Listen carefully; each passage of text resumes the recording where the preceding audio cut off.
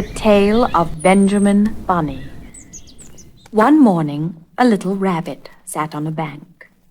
He pricked his ears and listened to the trit-trot of a pony. A gig was coming along the road. It was driven by Mr. McGregor, and beside him sat Mrs. McGregor in her best bonnet.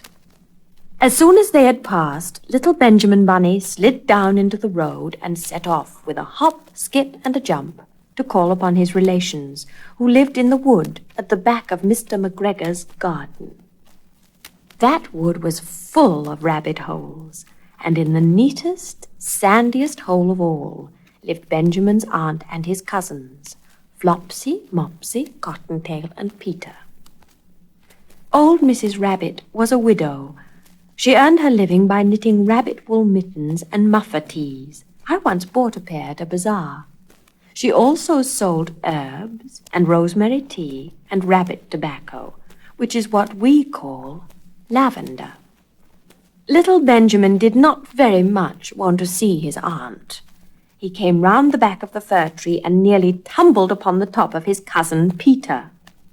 Peter was sitting by himself. He looked poorly and was dressed in a red cotton pocket handkerchief. "Peter," said little Benjamin in a whisper, "who has got your clothes?"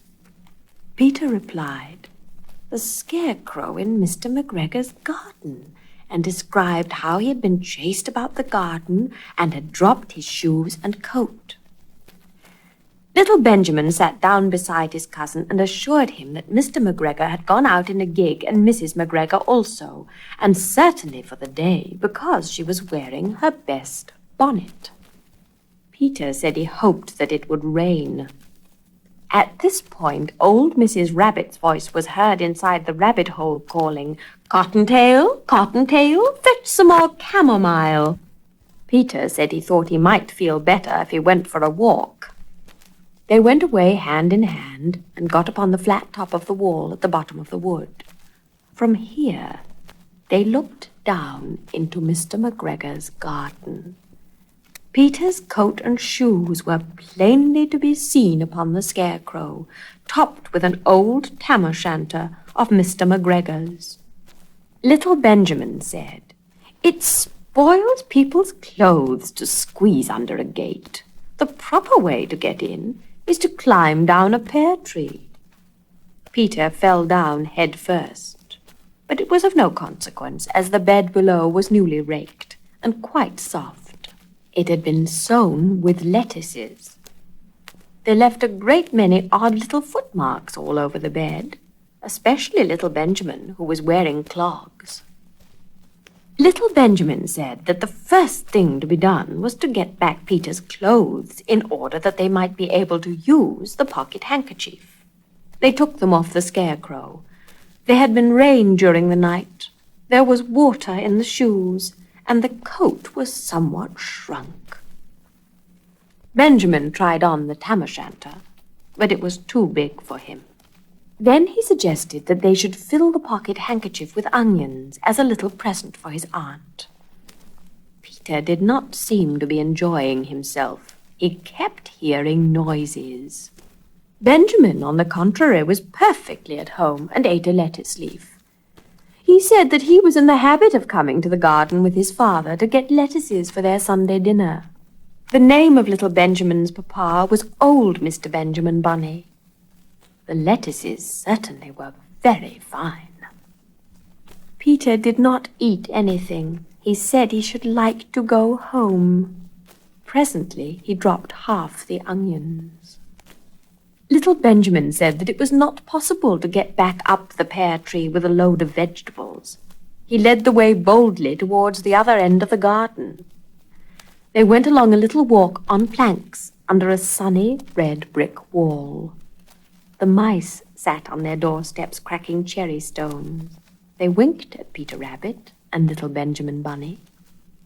Presently Peter let the pocket handkerchief go again. They got amongst flower pots and frames and tubs. Peter heard noises worse than ever. His eyes were as big as lollipops. He was a step or two in front of his cousin when he suddenly stopped. Meow! This is what those little rabbits saw around that corner. Little Benjamin took one look, and then, in half a minute less than no time, he hid himself and Peter and the onions underneath a large basket. The cat got up and stretched herself and came and sniffed at the basket. Perhaps she liked the smell of onions. Anyway, she sat down upon the top of the basket. She sat there for 5 hours. I cannot draw you a picture of Peter and Benjamin underneath the basket, because it was quite dark, and because the smell of onions was fearful. It made Peter Rabbit and little Benjamin cry. The sun got round behind the wood, and it was quite late in the afternoon, but still the cat sat upon the basket. At length there was a pitter-patter, pitter-patter, and some bits of mortar fell from the wall above. The cat looked up and saw old Mr. Benjamin Bunny prancing along the top of... He was smoking a pipe of rabbit tobacco and had a little switch in his hand. He was looking for his son. Old Mr. Bunny had no opinion whatever of cats. He took a tremendous jump off the top of the wall onto the top of the cat and cuffed it off the basket and kicked it into the greenhouse, scratching off a handful of fur. The cat was too much surprised to scratch back. When old Mr. Bunny had driven the cat into the greenhouse, he locked the door. Then he came back to the basket and took out his son Benjamin by the ears and whipped him with the little switch. Then he took out his nephew, Peter. Then he took out the handkerchief of onions and marched out of the garden. When Mr. McGregor returned about half an hour later, he observed several things which perplexed him. It looked as though some person had been walking all over the garden in a pair of clogs. Only the footmarks were too ridiculously little. Also, he could not understand how the cat could have managed to shut herself up inside the greenhouse, locking the door upon the outside. When Peter got home, his mother forgave him because she was so glad to see that he had found his shoes and coat. Cottontail and Peter folded up the pocket handkerchief, and old Mrs. Rabbit strung up the onions and hung them from the kitchen ceiling with the bunches of herbs and the rabbit tobacco.